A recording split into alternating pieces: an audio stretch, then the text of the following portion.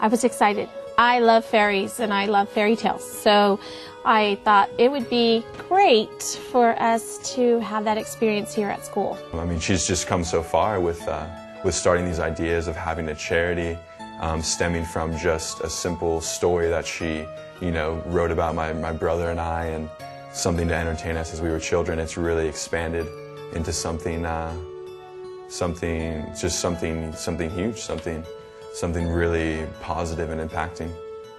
Jordan came into our life April 10, 2004,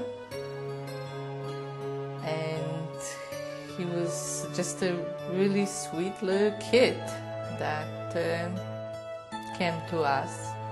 They said his blood sugar was like 1,250, and they transported him from Bakersfield to Cedars-Sinai, where he stayed for like over a week in the infant care ICU unit. Jordan was 1 year old when he got the diabetes type 1.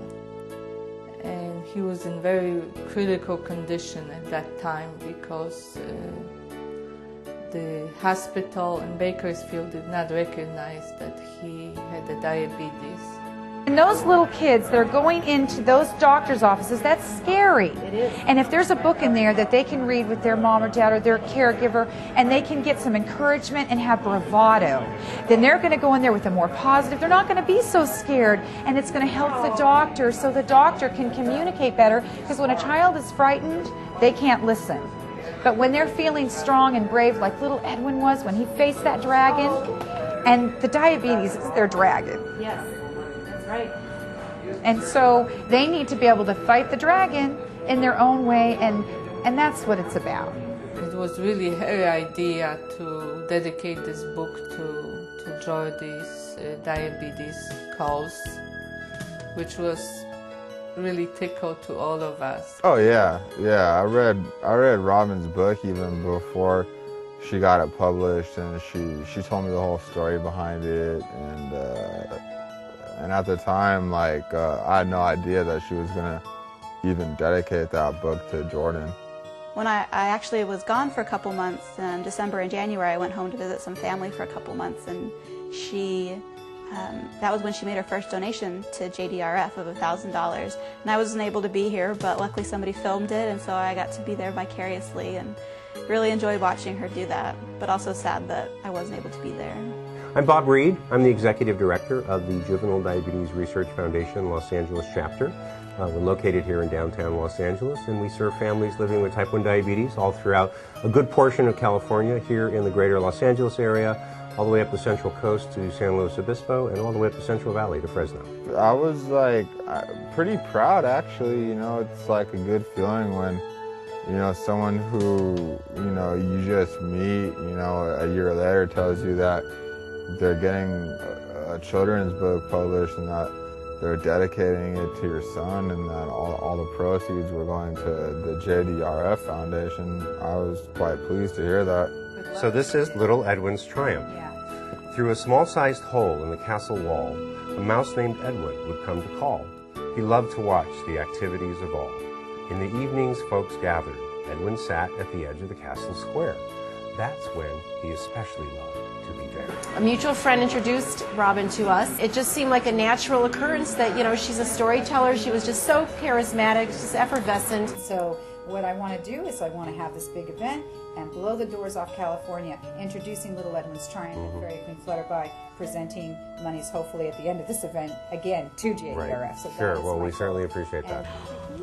She could maybe come and do a story time reading, which she absolutely volunteered to do, and we're just very pleased and very blessed to have Robin come to the preschool today. We're very grateful for you. Thank you very much.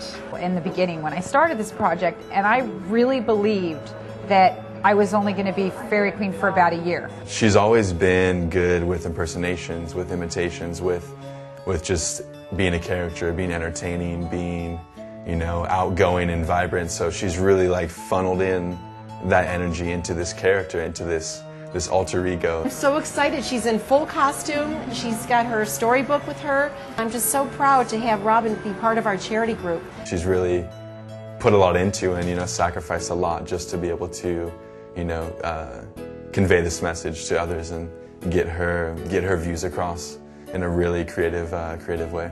In a healthy, wholesome, fun kid way. And it was neat to see. It was really nice to see that, yeah.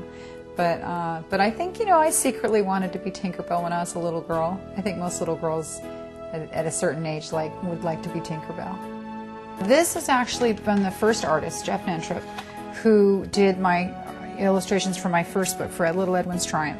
And this was the page that he came up with for me to put the actual text on. Well, our deadline is tomorrow, and we have to do 8 pictures, 8 illustrations by tomorrow. We started just this past Monday. Well, I finished the final copy and was able to get a really great kid, Joel Jensen, actually, to come and help me put together all the illustrations. I'm actually pretty glad that she hit me up. It's getting my art out there, so I'm really glad about that. We were under a deadline at the time, and so we were racing around my house for a week trying to figure out exactly how we wanted these to go. We came up with a great, you know, the second set of illustrations for the second book, which would be called Fairy Fizzle's Plate.